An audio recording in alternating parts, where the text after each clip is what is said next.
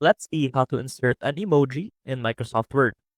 So first off, we want to open Microsoft Word. And as you can see here, we have our document ready.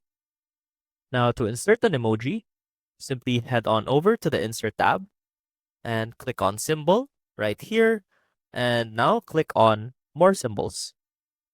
If your Microsoft Word has the feature, it should show an emoji option on this drop-down list. However, mine doesn't, so we can't choose this method.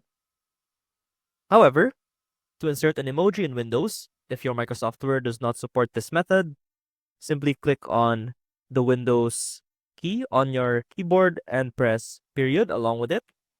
And that should open up this emoji keyboard right here, to which you can click your emojis.